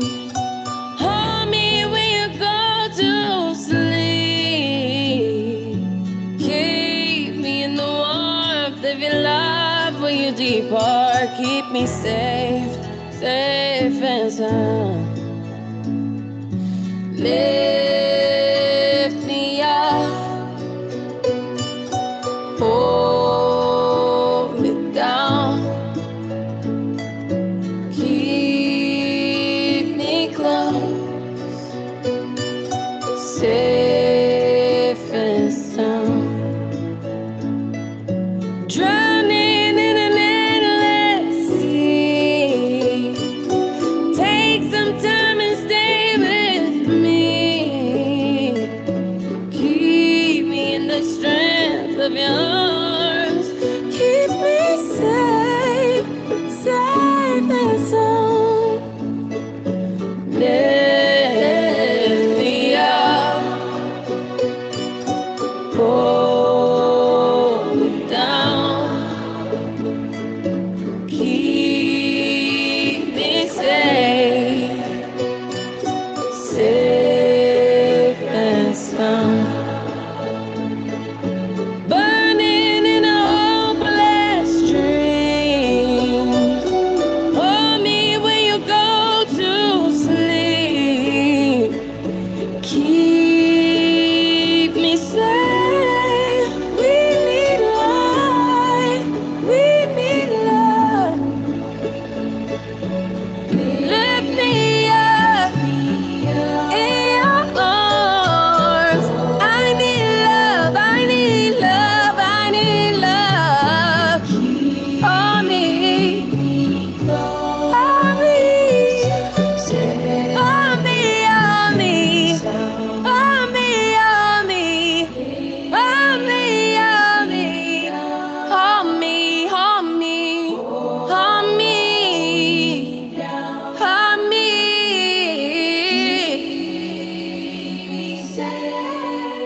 We need light. We need love.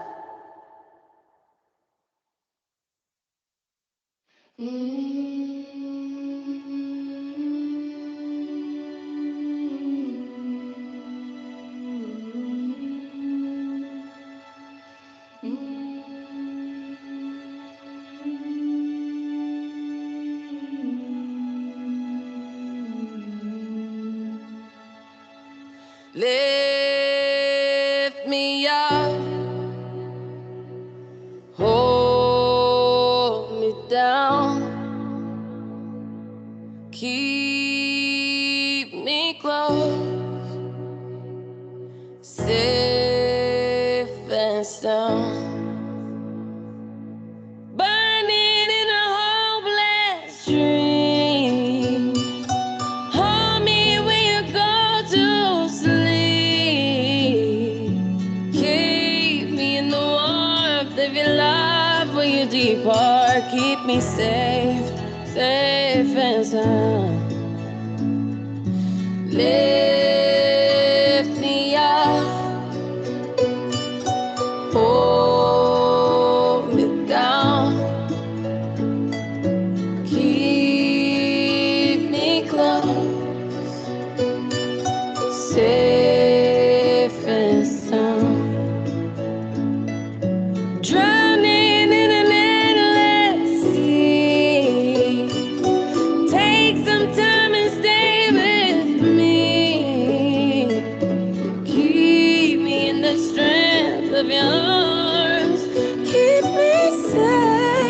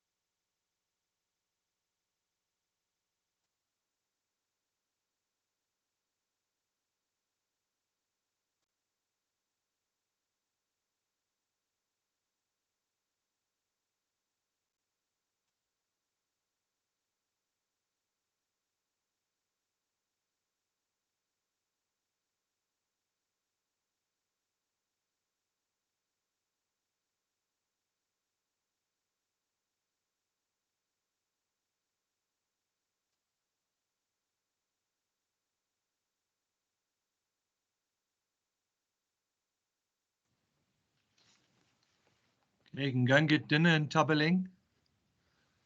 Yes, I think we now, yeah, it's just me and you in the room, Tom. Yeah. Thanks for all Shopping. your help. I Yeah, think